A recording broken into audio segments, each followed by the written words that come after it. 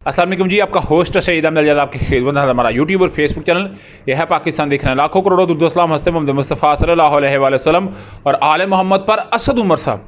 आप जानते हैं साइफ़र तहकीकात का जो मामला था उसके अंदर पहले आज़म खान साहब जो हैं उनको गिरफ़्तार किया गया, फिर इफ्तिखार दुरानी साहब, उसके अलावा इमरान अहमद खान ऐसी भी गिरफ़्तारी भी इसी मामले के अंदर डाल दी गई है जो कि एक साइफ़र का मामला था। शाह महमूद कुरैशी साहब उनको गिरफ़्तार किया गया और उधर असद उमर साहब को भी गिरफ़्तार कर लिया गया, मगर असद उमर साहब को ना किसी तफ्तीश से बनाया गया ना किसी अदालत में पेश किया गया।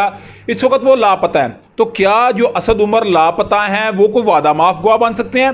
ये क्या बड़ी खबर है? डेफिनेटली ये मैंने आपके साथ डिस्कस करनी है क्योंकि इसकी बड़ी वजूहात ये हैं कि आप जानते हैं कि साइफ़र का मामला था और इस मामले के अंदर ऑफिशियल सीक्रेट एक्ट के तहत आर्टिकल जो है ऑफिशियल सीक्रेट एक्ट का जो एक्ट है 5 और 9 वो असद उमर साहब के ऊपर, उसके अलावा शाह महमूद कुरैशी साहब के ऊपर और इमरान अहमद खान ऐसे के ऊपर लगाया गया है। और इसी सारे मामले को देखते हुए आज बाकायदा तौर के ऊपर एक खसूसी अदालत जिसका क़याम इस्लामाबाद के अंदर कर दिया गया है और ये ऑफिशियल सीक्रेट एक्ट के मामलात को देखेगा।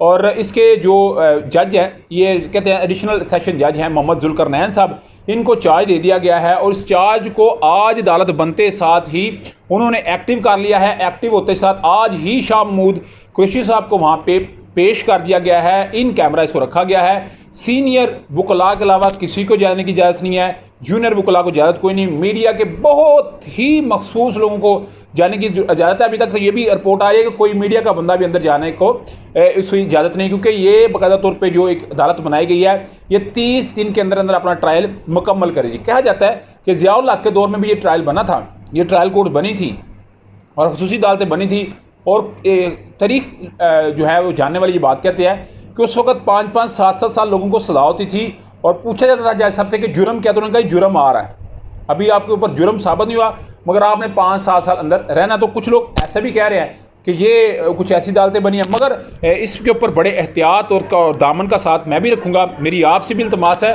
कि जब ऐसी खबर सुनते हैं तो ज़रा उसको क्योंकि इतनी पैनिक ना उसको क्रिएट कर दिया करे, कोई इस लेवल पे उसको जाकर बयान ना किया करे कि जिसके बाद जो है वो एक सिचुएशन किसी और तरह बन जाए। मगर खसूसी अदालतों का क़याम हो गया। क्या 161 का बयान आज़म खान साहब ने रिकॉर्ड करवाया था। आज़म जो इफ्तिखार दुरानी साहब वो कुछ वक्त के लिए घूम रहे, आज़म खान घूम रहे, मगर असद उमर साहब किधर है, ये एक बड़ा सवाल है। असद उमर साहब का इस वक्त लापता है, या तो उन्हें किसी अदालत में पेश करते। हालांकि असद उमर साहब ये बात कह चुके हैं कि मैं 30% तक तहरीक इंसाफ के साथ हूँ और 70% वो वैसे ही सियासत से निकल चुके हैं। बहुत बड़ा उनका ख़ानदान है। उस बड़े ख़ानदान के अंदर आप जानते हैं कि डेफिनेटली वो एक जनरल के बेटे हैं, जनरल उमर के वो बेटे हैं।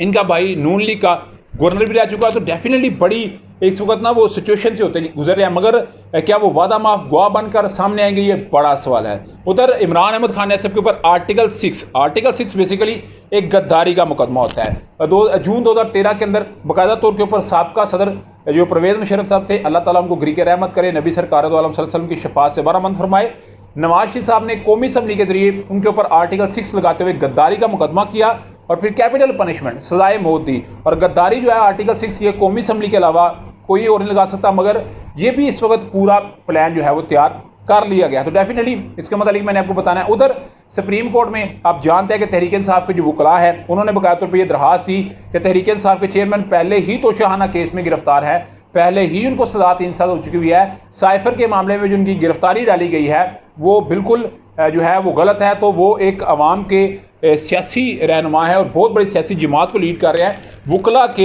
हकूक़ को मजरू किया जा रहा है। तो सुप्रीम कोर्ट के जो रजिस्ट्रार हैं उन्होंने उस दरखास्त के ऊपर इतराज़ लगा के उसको वापस कर दिया और उसमें ये बात कही है कि जी वकला कहाँ पे दिखाएं कि वकला के साथ क्या कहाँ पे हुआ है। हालांकि आप सब कुछ देख लें कि 6 वकला को इजाज़त थी कि वो जाके मुलाकात कर सकते हैं, मगर पहले उमैर न्याजी को मिलने, पहले नईम हैदर पंजोथा को मिलने की इजाज़त दी गई, फिर उमैर न्याजी को मिलने की इजाज़त दी गई, मगर इसके अलावा किसी को इजाज़त नहीं दी जा रही। उधर ये बात कही जाती है ये किस तरह एक सियासी जमात को लीड करते हैं, किस तरह उनका एक हमदर्द लीडर है। तो याद रखें 2/3 मेजॉरिटी का वो बानी है। आप सोशल मीडिया उठा के देख लें, आप कोई ऐप्स खोल के देख लें, वहाँ पे वाम उसके लिए बेधड़क होकर उसके साथ खड़ी है। और मेरा ख्याल है वो अजीब सा एक जो है उसी गिरफ्तारी के बाद सिनेरियो बन चुका है, लोगों का एक खौफ सा हट गया हुआ है। तो आप किस तरह कह सकते हैं कि वो एक सियासी जमात का एक हमदर्द लीडर नहीं है। मगर चलें सुप्रीम कोर्ट की तरफ से इतराज़ आया है, मगर कल का दिन क्योंकि तहरीक इंसाफ का चेयरमैन का केस भी है, तोशाखाना सज़ा का मामला है, और इस्लामाबाद हाई कोर्ट के अंदर ये केस है। क्या तहरीक इंसाफ के चेयरमैन रिलीज़ हो जाएंगे कि उनकी जो सज़ा है उसमें मज़ीद इजाफा होगा, मगर मुझे लग रहा है कि उनके ऊपर मज़ीद केसेज आएंगे जिससे वो अंडर प्रेशर है कि अंडर कंट्रोल भी उनके रह सके। आपका समझ है, मुझे लाजमी कमेंट से शेयर कीजिएगा। वीडियो पसंद है तो फिर लाइक सब्सक्राइब अपने दोस्तों शेयर कर लीजिएगा। नेक्स्ट वीडियो तक के लिए होस्ट को इजाज़त दीजिए। अल्लाह ताला आपको हामी नासर। अस्सलाम वालेकुम।